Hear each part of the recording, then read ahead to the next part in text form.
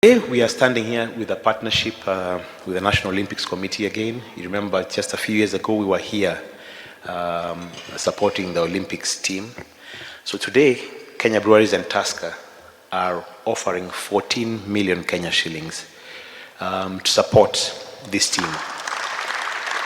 Kenya Breweries Limited, the Tusker brand, no doubt has a special place in the success stories of our athletes, specifically when it comes to Team Kenya.